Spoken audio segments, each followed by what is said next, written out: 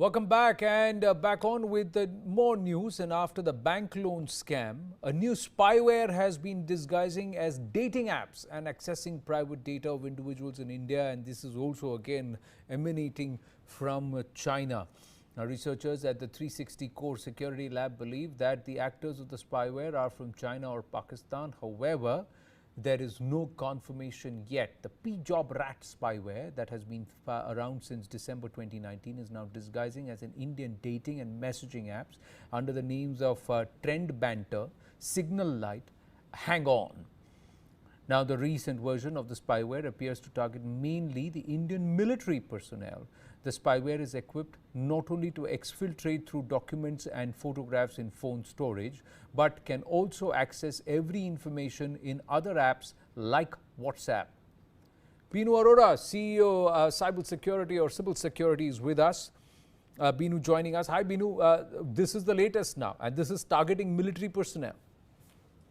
Thanks for having me today. So, this is an interesting scenario where we're observing a spyware, which is an advanced, version of malware, basically, which is disguising as a famous dating app, which is predominantly used by the non-resident Indians, called Trend Banter, as you said, but also impersonating as some of the instant messaging app like Signal, which is getting a lot of popularity in the Asian subcontinent because of the privacy advantages. Now, I do want to clarify that this particular spyware actually first appeared in 2019, where it was predominantly disguising as a dating app. But now it seems to be taking some more faces like Signal, app icon, and so forth.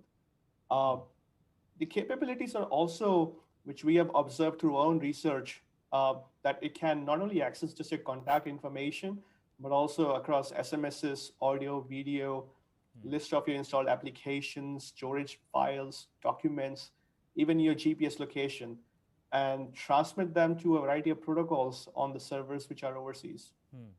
But how do you know that whether or not you're affected by this malware, and is it specifically targeting security, the security establishment, our military? So there are a couple of data points where there's a strong indicator. The first one is the dating app, which they have impersonated, is largely using the photos of women from the Indian subcontinent. So it's very specific in terms of how the layout of the spyware has been formed. Moreover, it's been published on a variety of forums, which are generally being used by the defensive forces or the military personnel. So it's been planted at a very specific areas of the internet, which most of the general population don't take too much of interest in. So these are just some of the interesting data points which we are also observing in terms of how it's being crafted and where it's been planted from the attacker's perspective. Now, who's sending it? The Chinese? Who's sending it, Beenu? Is it coming in from China? Is it the Chinese behind it? So there's no strong evidences at this stage which are suggesting they're from China. However, I think there's a popular terminology called honey trapping, and this has been around for centuries, as we all know.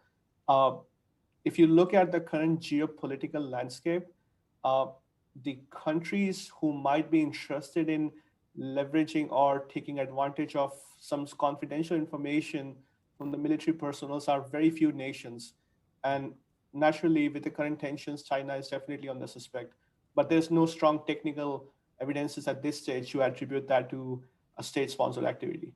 Right, but there could be Chinese or Pak elements, clearly adversarial elements who are sending this. If there is a specific target that you're going to focus on the military and our armed forces. Beenu Arora, thank you for your inputs and thank you for bringing this to our notice.